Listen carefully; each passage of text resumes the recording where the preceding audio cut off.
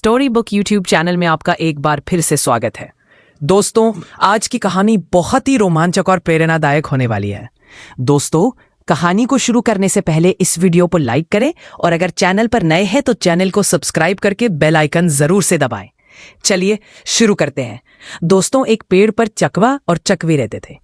एक दिन चकवे ने अपनी पत्नी चकवी से पूछा कि तुम मुझे कितना प्रेम करती हो। चकवी ने उत्तर दिया, हे प्रिय, मैं तुम्हें इतना प्रेम करती हूं कि अगर तुम्हें कुछ हो गया तो मैं अपने प्राण त्याग दूंगी। तब चकवे ने कहा कि ऐसी गलती कभी मत करना, ऐसी किसी भी बात पर तुरंत भरोसा मत कर लेना, क्योंकि एक झूठ भी तुमसे तुम्हारे प्राण छीन सकता है। चकवी बोली, अरे यार, ये तुम कैसी बात कर रहे हो? भला एक झूठ से किसी के प्राण कैसे जा सकते हैं? तब चकवा बोला, तुम ऐसे नहीं समझोगी, ये बात मैं तुम्हें एक कहानी के माध्यम से बताता हूं। तुम ध्यान लगाकर मेरी कहानी को सुनो। प्राचीन काल की बात है। शत्रुजित नाम के एक महापराक्रमी राजा राज्य करते थे। वो इतने ज्यादा हवन यज्ञ करते थे कि उनसे देवराज इंद्र बहुत संतुष्ट रहते थे। उनका पुत्र भी बहुत बुद्धिमान था। उनका पुत्र पराक्रम और लावण्य में बृहस्पति, इंद्र और अश्विनी कुमारों की समानता करता था।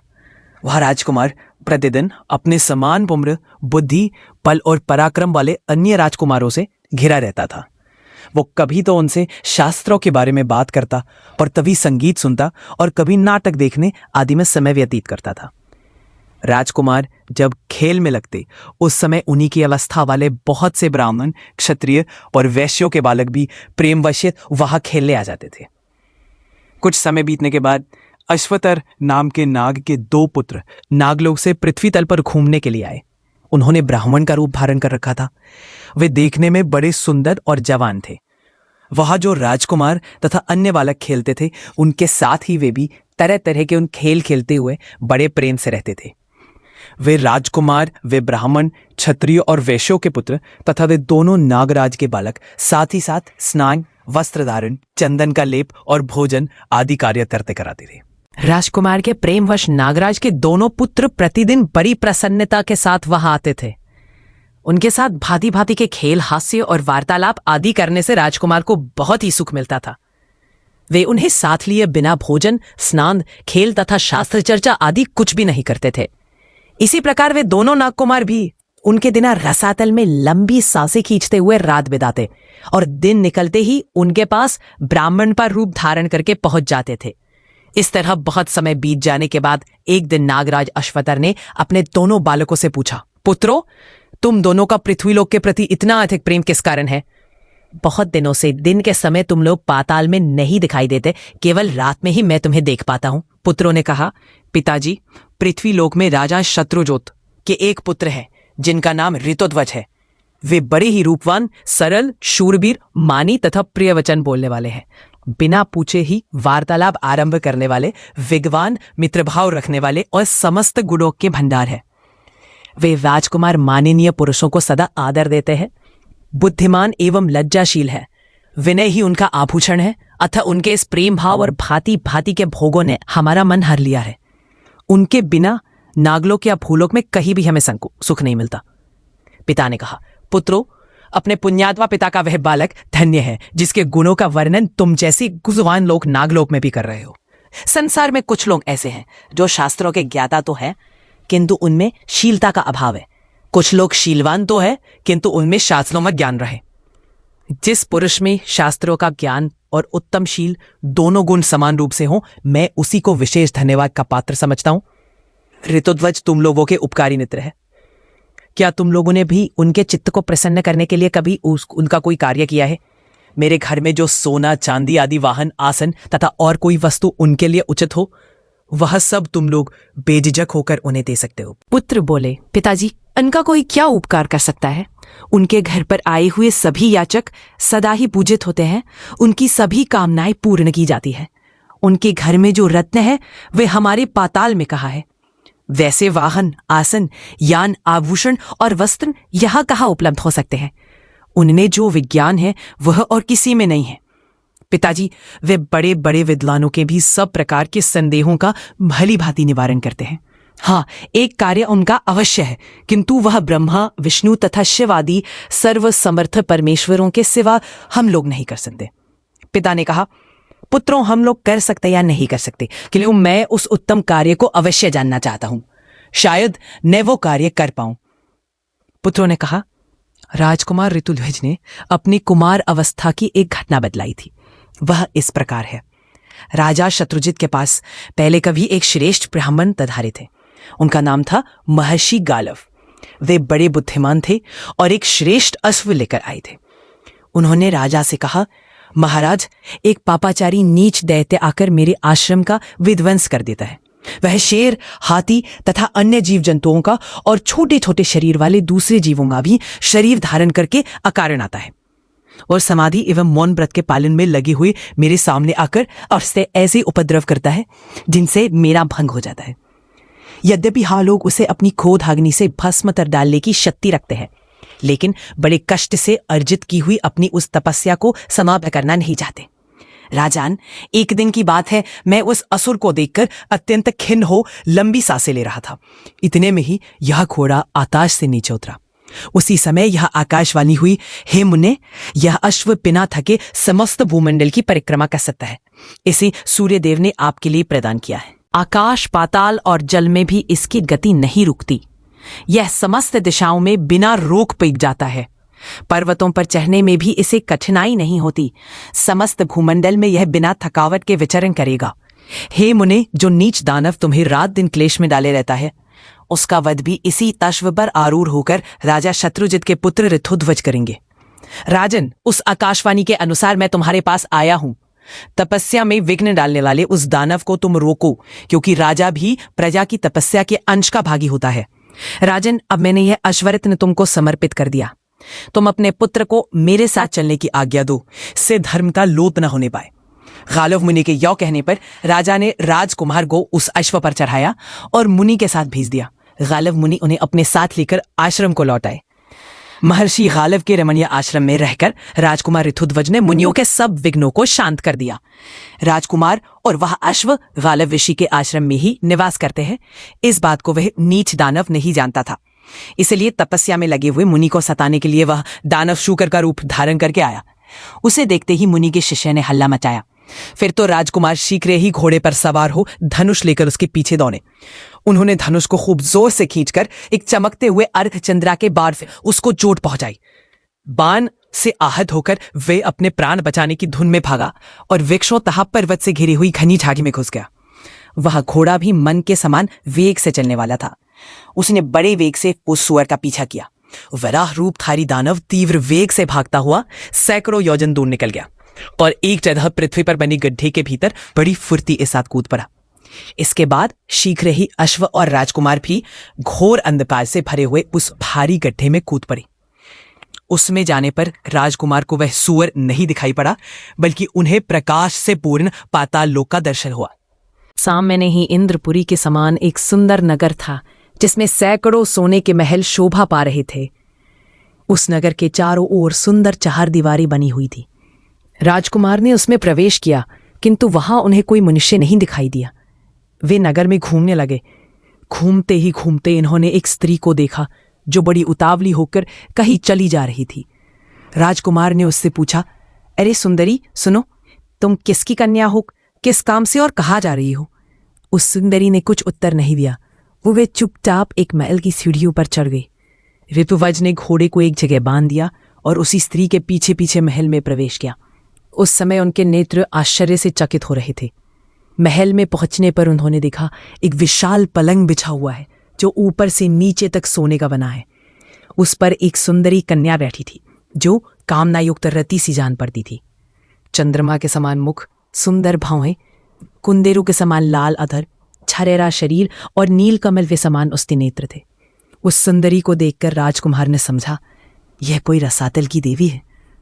उस सुंदरी बाला ने भी मस्तक पर काले घुंघराले बालों से सुशोभित, अभरी हुई छाती, स्थूल कंधों और विशाल भुजाओं वाले राजकुमार को देखकर साक्षात कामदेव ही समझा। उनके आते ही वह सहसा उठकर खड़ी हो गई, किंतु उसका मन अपने वश में न रहा। वह तुरंत ही लज्जा, आश्चर्य और दीनता के वशीभूत हो गई। सोचने लगी, ये कौन है? देवता, यक्ष, गंधर्व, नाग अथवा विद्याधर तो नहीं आ गए, या ये कोई पुण्यात्मा मनुष्य है? यूं विचार कर उसने लंबी सांस ली और पृथ्वी पर बैठकर सहसा मूर्छित हो गई। राजकुमार को भी कामदेव के बाण का आघात से लगा। फिर भी धैर्य धारण करके उन्होंने उस तरुणी को आश्वासन दिया और कहा, डरने की आवश्यकता नहीं।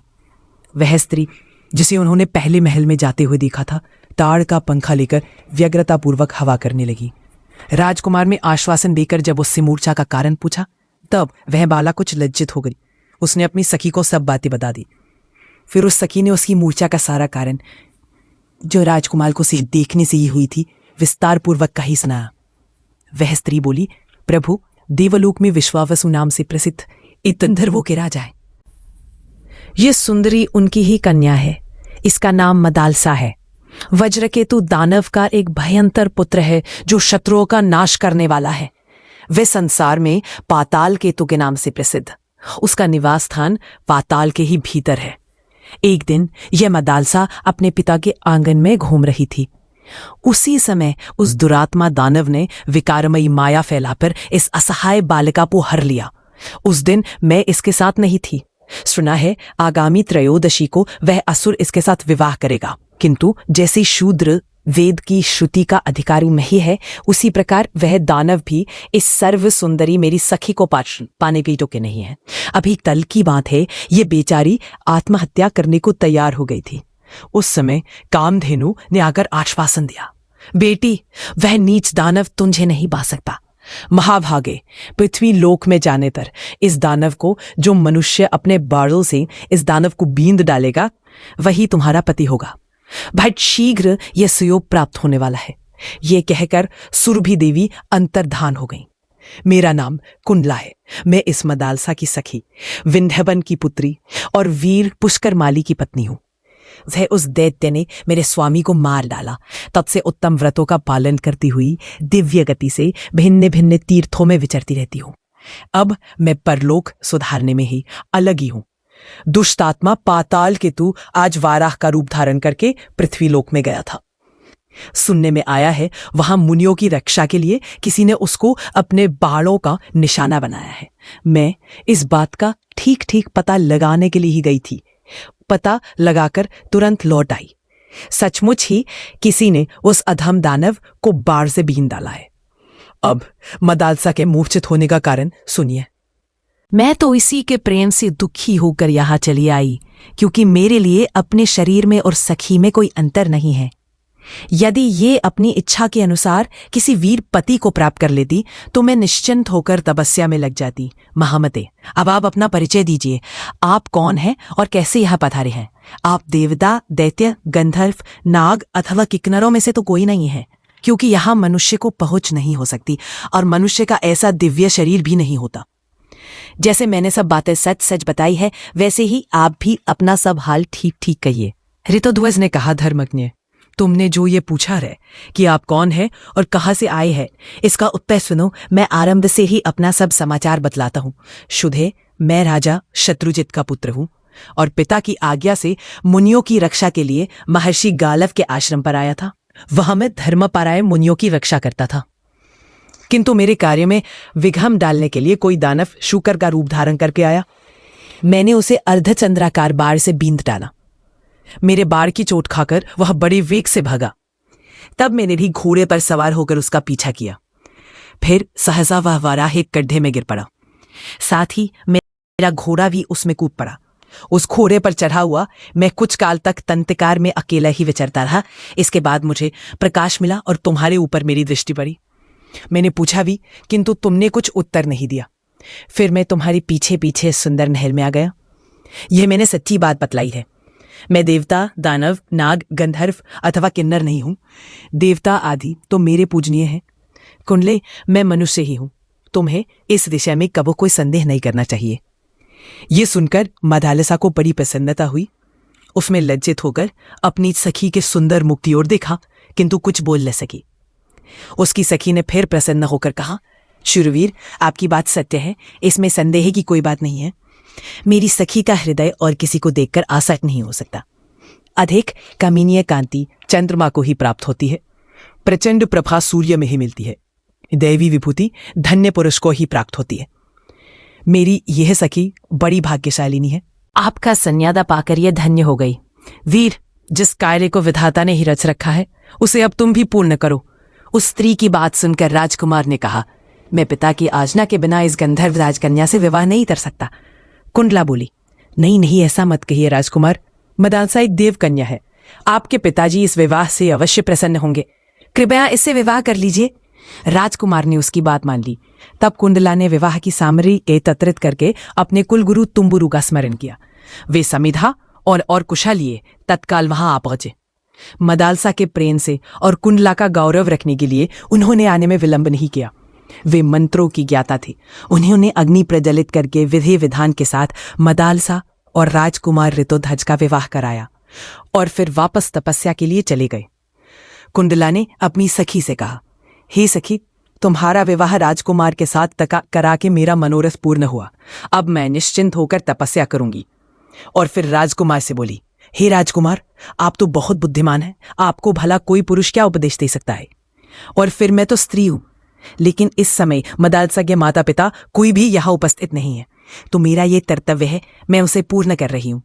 राजकुमार, वैसे तो आप सब कुछ जानते हैं, लेकिन मैं आपको बस स्मरण करा रही हूं कि पति को चाहिए कि सदा अपनी पत्नी का भरण पोषण करे। जब पति पत्नी प्रेमवश एक दूसरे के वशीभूत होते हैं तब उन्हें धर्म, अर्थ, कामना की प्राप्ति होती है।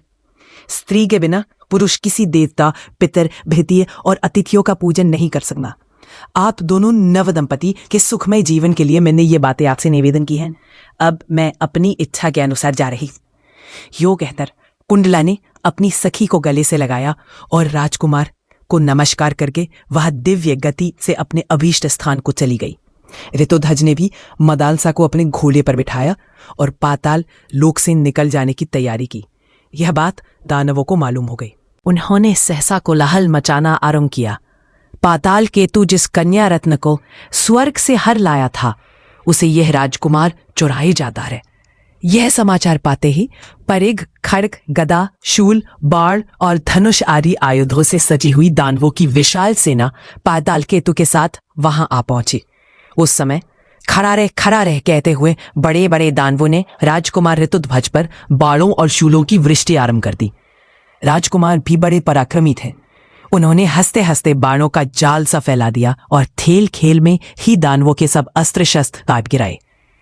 क्षण पर में ही पाताल लोक की भूमि ऋतुध्वज के बाणों भर गई। तभी राजकुमार ने त्वष्ट नामक अस्त्र का संधान किया और उसे दानवों पर छोड़ दे दिया। उसकी प्रचंड अग्नि से पाताल केतु सहित समस्त दानव जलकर भस्म हो गए। उनकी हड्डियां चटक चटक कर राख हो गईं। इस प्रकार बड़े बड़े दानवों का वध करके राजकुमार फिर अपने अश्व पर सवार हुए और उस स्त्री मदालसा के साथ अपने पिता के नगर में आए। पिता के चरणों में प्रणाम करके उन्होंने पाताल में जाने, कुंडला के सहा के दर्शन होने, मदालसा को पाने और दानवों से युद्ध करने आने का सब समाचार सुना दिया। यह सब सुनकर पिता को बड़ी प्रसन्नता हुई। उन्होंने पुत्र को छाती से लगाकर कहा, बेटा, तुम सुपात्र और महात्मा हो। तुमने मुझे तार दिया क्योंकि तुम्हारे द्वारा उत्तम धर्म का पालन करने वाले मुनियों की भय से रक्षा हुई है। मेरे पूर्वजों ने अपने कुल को यश से विख्यात किया था। मैंने उस यश को फैलाया था और तुमने अनुपम पराक्रम करके उसे और भी बढ़ा दिया। हे पुत्र, तुम धन, पराक्रम और सुख के साथ अभ्युदयशील बनो। इस गंधर्व कन्या का तुमसे कभी वियोग न हो। इस प्रकार बारंबार भांति भांति के प्रियवचन कहकर पिता ने ऋतुध्वज को हृदय से लगाया और मदालसा के साथ उन्हें राजमहल में भेज दिया। राजकुमार ऋतुध्वज अपनी पत्नी के साथ पिता के नगर में तथा उद्यान, वन एवं पर्वत शिखरों पर आनंदपूर्वक विहार करते रहे। कल्याणी मदालसा प्रतिदिन प्रातःकाल उठकर सास ससुर के चरणों में प्रणाम करती और अपने पति के साथ रहकर आनंद भोगती थी। बहुत समय व्यतीत होने पर राजा ने अपने पुत्र से कहा, बेटा, तुम प्रतिदिन प्रातःकाल इस अश्व पर सवार हो ब्राह्मणों की रक्षा के लिए पृथ्वी पर घूमते रहो। सैकड़ों दुराचारी दानव इस पृथ्वी पर मौजूद हैं, उनसे मुनियों को बाधा न पहुंचे। पिता की इस आज्ञा के अनुसार राजकुमार उसी दिन से ऐसा ही करने लगे। वे ही सारी पृथ्वी की परिक्रमा करके पिता के चरणों में मस्तक झुकाते थे। एक दिन की बात है, वे घूमते हुए यमुना तट पर गए। वहां पाताल केतु का छोटा भाई तालकेतु आश्रम बनाकर रहता था। राजकुमार ने उसे देखा।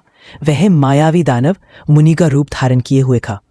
पहले की दुश्मनी का ध्यान करके उनसे कहा, राजकुमार, मैं तुमसे एक बात कहता हूं, यदि तुम्हारी इच्छा हो तो उसे करो। तुम सत्य प्रतिज्ञ हो, अतः तुम्हें मेरी प्रार्थना सुननी चाहिए। मैं धर्म के लिए यज्ञ करूंगा और उसमें अनेक इष्टियां करवी होंगी। इन सब के लिए इष्ट का चयन करना भी आवश्यक है, किंतु मेरे पास दक्षिणा नहीं है।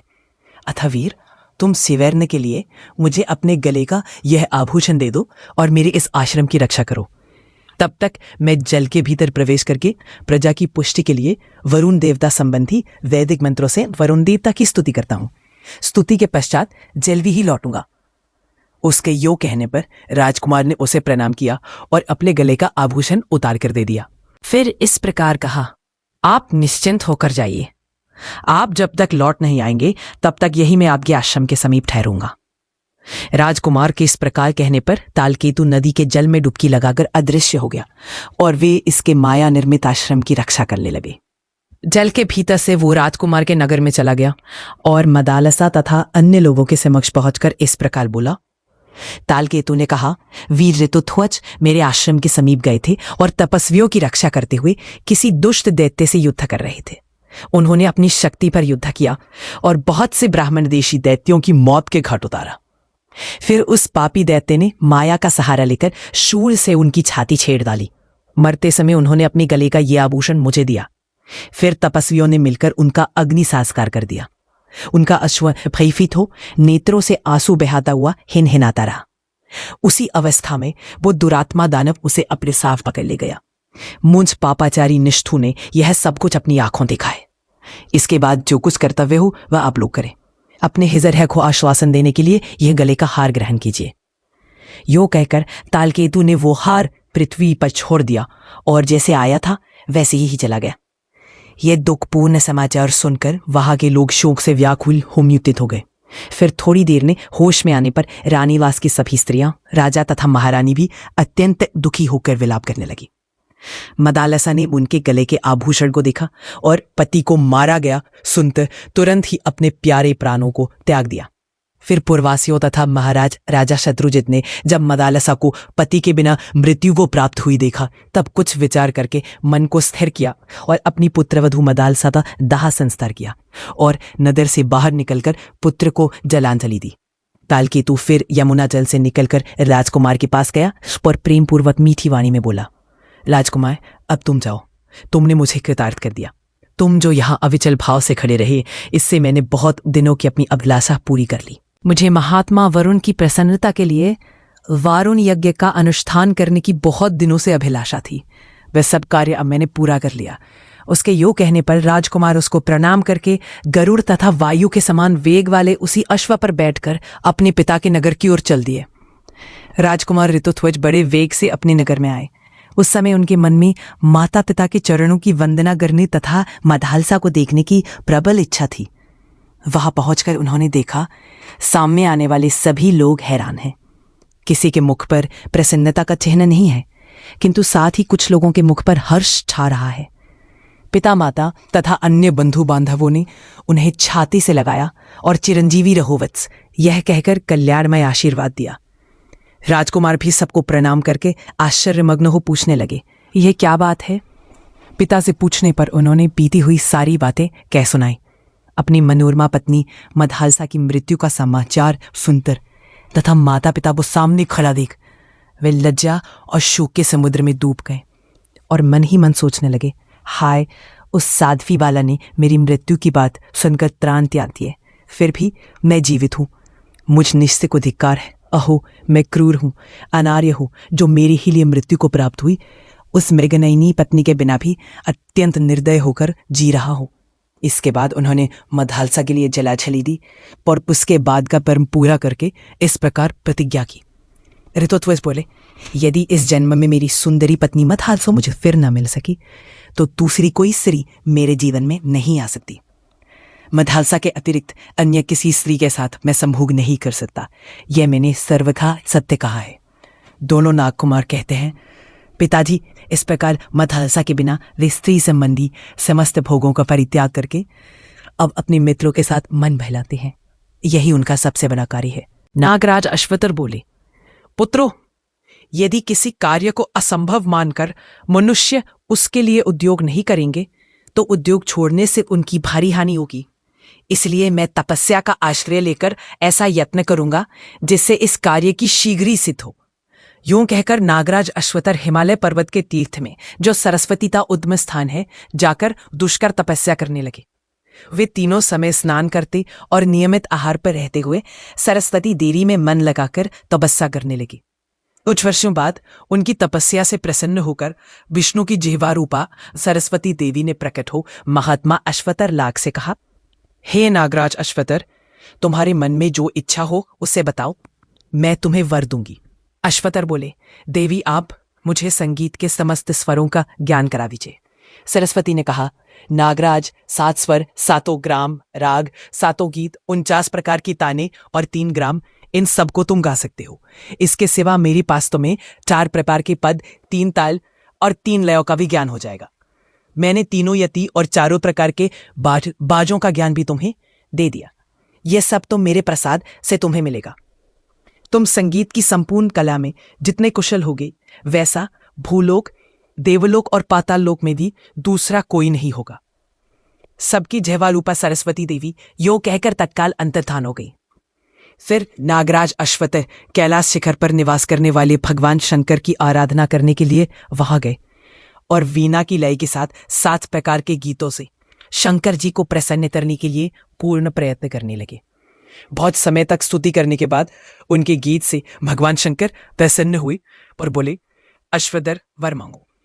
अश्वतर ने महादेव जी को प्रणाम करके कहा, भगवान, यदि आप मुझ पर प्रसन्न है तो मुझे मनोवांछित वर दे। ऋतुध्वज की पत्नी मदालसा, जो अब मर चुकी है, पहले की ही अवस्था में मेरी कन्या के रूप में प्रकट हो। उसे पूर्व जन्म की बातों का स्मरण हो, पहले ही जैसी उसकी कांति हो, तथा वह योगिनी एवं योग विद्या की जननी होकर मेरे घर में उत्पन्न हो। महादेव जी ने कहा, नागराज, तुमने जो कुछ कहा है वह सब मेरे प्रसाद से निश्चय ही पूर्ण होगा। शादी का दिन आने पर तुम उसमें दिए हुए मध्यम पिंड को शुद्ध एवं पवित्र चित्त होकर खा लेना। उसके खा लेने पर तुम्हारे मध्यम फन से कल्याणी मदानसा जैसी मरी है, उसी रूप में उत्पन्न होगी। अश्वतर ने उसी तरह श्राद्ध किया। फिर जब उक्त मनोरथ को लेकर वे तर्पण करने लगे, उस समय उनके सांस लेते हुए मध्यम फन से सुंदरी मदालसा तत्काल प्रकट हो गई। नागराज ने यह रहस्य किसी को नहीं बताया। मदालसा को महल के भीतर गुप्त रूप से स्त्रियों के संरक्षण में रख दिया। इधर नागराज के पुत्र प्रतिदिन भूलोक में जाते और ऋतुध्वज के साथ देवताओं की भांति क्रीड़ा करते थे। एक दिन नागराज ने प्रसन्न होकर अपने पुत्रों से कहा, मैंने पहले तुम लोगों को जो कार्य बताया था उसे तुम क्यों नहीं करते? पुत्रों, राजकुमार ऋतुध्वज हमारे उपकारी और सम्मानदाता है। फिर उनका भी उपकार करने के लिए तुम लोग उन्हें मेरे पास क्यों नहीं ले आते? अपनी स्नेही पिता के यो कहने पर वे दोनों मित्र के नगर में गए और कुछ बातचीत चलाकर उन्होंने ऋतुध्वज को अपने घर चलने के लिए कहा। तब राजकुमार ने उन दोनों से कहा, सखे, यह घर भी तो आप ही दोनों का है।